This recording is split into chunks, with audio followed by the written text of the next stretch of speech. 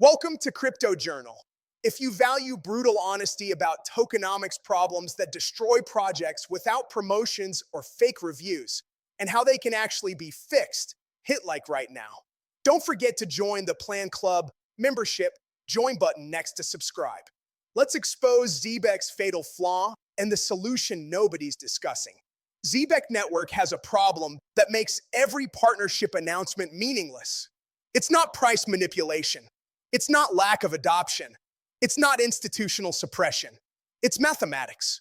Pure, unavoidable mathematics that makes price appreciation nearly impossible regardless of how successful the business becomes. 100 billion total token supply, 95 billion already circulating, market cap of only $275 million, and a 1.04 billion token unlock scheduled for November 2025 that floods the market with 1.1% more supply. When your circulating supply is this bloated and unlocks keep adding more tokens faster than your deflationary mechanisms can burn them, you have a fundamental economic problem that no amount of MasterCard partnerships can solve. Today, we're exposing Zebeck's fatal tokenomics flaw that nobody wants to discuss. Why 100 billion supply makes institutional accumulation mathematically ineffective. How the 1 to 10 token split from ZBC to ZBCN created this disaster. What aggressive solutions exist to fix supply economics. And what happens to price when, or if, they implement supply reduction mechanisms that actually work. This is 25 minutes of brutal truth that could save your investment or reveal why you shouldn't hold ZBCN long term. Let me start with the core problem, because understanding the mathematics reveals why good news doesn't move price. Zbeck processes $300 million annually through real-time streaming payments. They partner with MasterCard, World Mobile, Circle, and Ondo Finance. They completed SOC2 certification and are pursuing ECA approval. The business fundamentals are strong. Revenue is real. Adoption is growing. But here's the problem. When you have 95 billion tokens circulating with $275 million market cap, each token is worth only $0.0029. For price to reach 1 cent, market cap must increase to $950 million, over 3 times current valuation. For price to reach 10 cents, market cap must hit $9.5 billion, a 35x increase from current levels. Compare this to projects with reasonable token supplies. Quant has only 12 million QNT circulating. For QNT to increase market cap by $1 billion, price moves $83. For ZBCN to increase market cap by the same $1 billion, price moves only $0.01, 1 cent. This is why institutional capital prefers low supply tokens. The same capital deployment creates dramatically larger price movements in scarce assets. Now let's examine how Zbeck arrived at this tokenomics disaster, because the history reveals why fixing it is so difficult. Originally, Zbeck operated with ZBC token on Solana. In 2023, they executed a 1 to 10 token split, converting ZBC to ZBCN at 10-to-1 ratio. This immediately multiplied total supply by 10 times. Projects typically do token splits to make prices more accessible for retail, but this psychology-driven decision destroyed scarcity economics. Before the split, Zbeck had 10 billion maximum supply. After split, 100 billion maximum supply. The business didn't change. Revenue didn't change.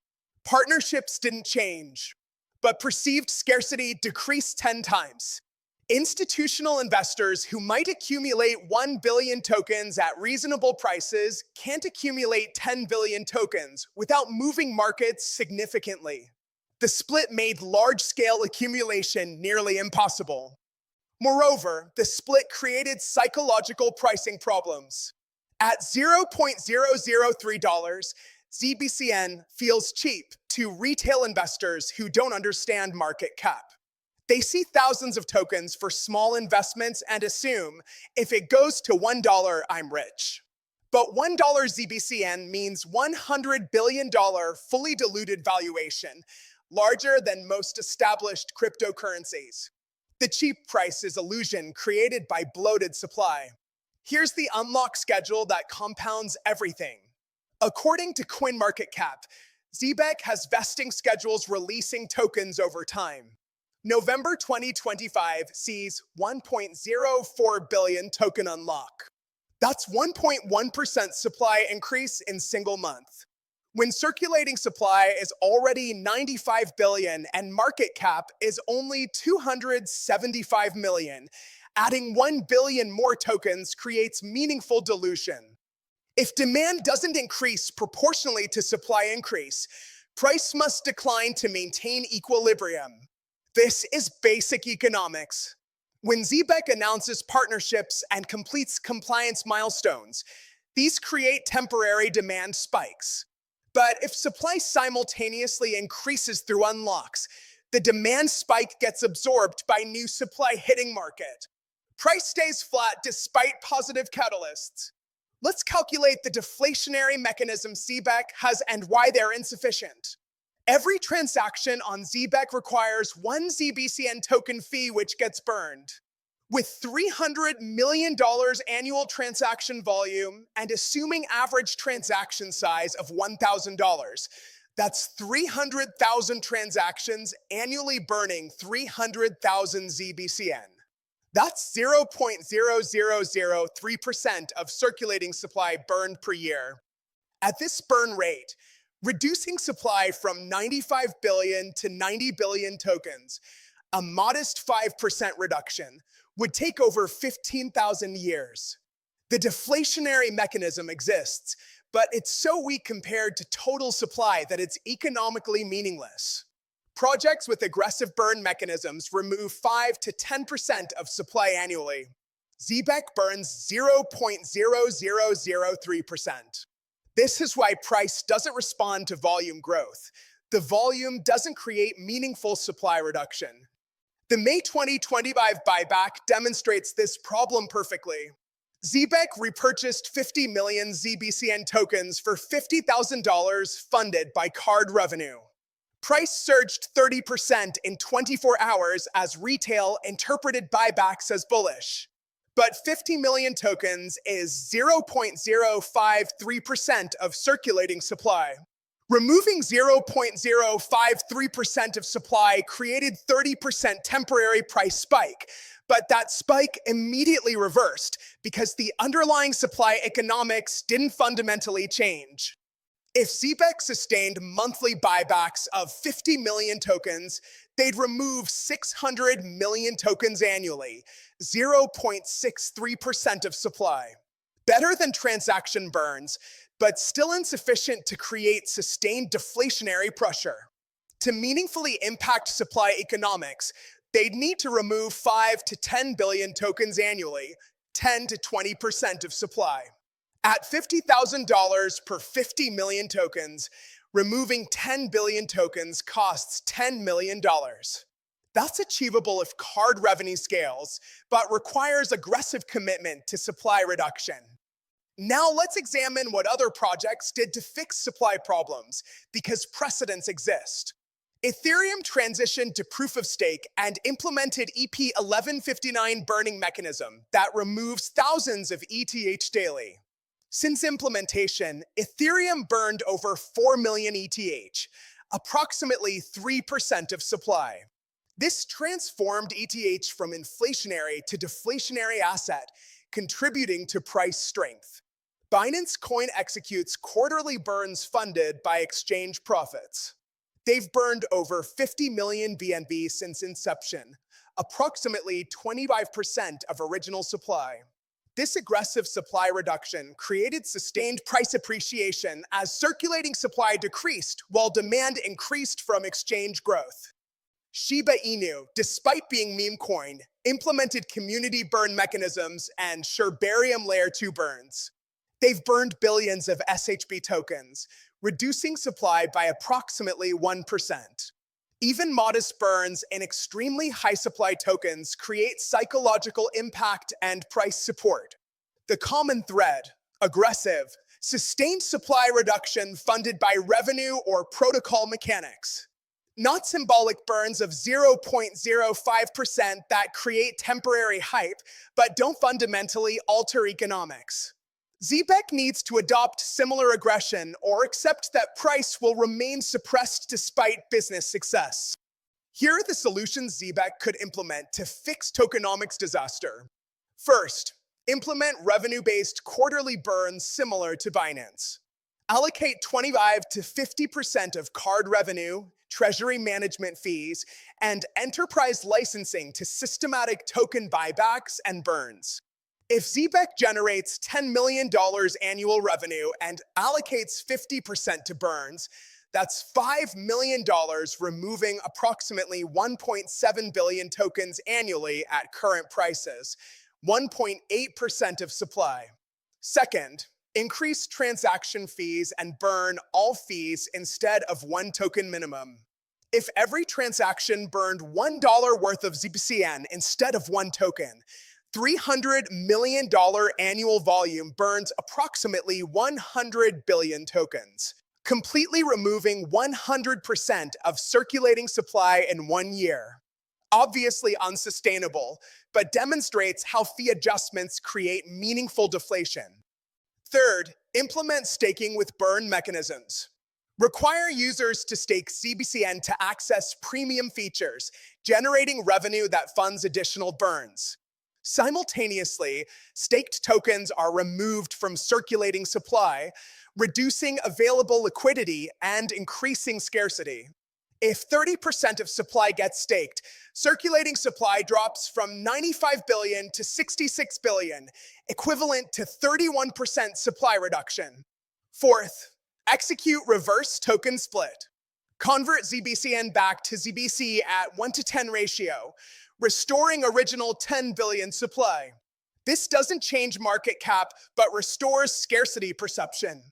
Institutional investors can accumulate meaningful positions without moving markets.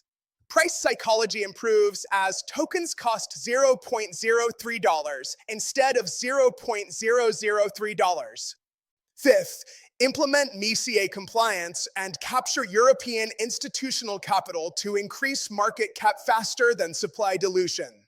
If market cap grows from 275 million to 2 billion through European adoption, even with supply unlocks, price increases from $0.003 to approximately $0.02, 7 times increase. Growth can overcome dilution if growth rate exceeds unlock rate. Now let's examine what happens if Zbeck implements these solutions. Scenario 1. Aggressive burn program. Allocate $5 million annually to burns funded by revenue. At current prices, this removes approximately 1.7 billion tokens yearly, 1.8% of supply. After 5 years, supply decreases by 8.5 billion tokens to 86.5 billion. Not dramatic, but combined with business growth, could support gradual price appreciation. Price impact. If business grows to $1 billion annual volume, 3x growth, and market cap increases proportionally to 600 million, modest given business growth, price reaches approximately $0.007, 2.3x from current levels. Not explosive, but respectable return for infrastructure play. Scenario 2. Reverse split back to 10 billion supply. Market cap stays 275 million, but circulating supply drops to 9.5 billion ZBC tokens. Price immediately becomes $0.029, 10x higher nominally, though market cap unchanged. Psychology improves. Institutional accumulation becomes feasible. Scarcity perception restored.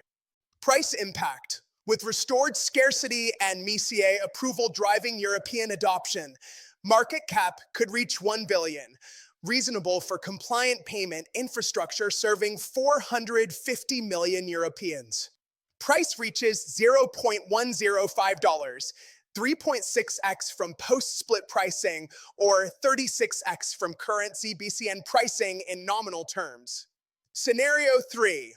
Implement aggressive staking and burns. 30% supply staked, removing 28.5 billion from circulation. Circulating supply drops to 66.5 billion. Additionally, double transaction fees and burn all fees, creating meaningful deflationary pressure.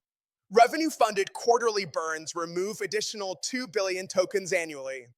Price impact. Effective circulating supply of 66.5 billion with 2 billion annual reduction means supply decreases to 56.5 billion in 5 years.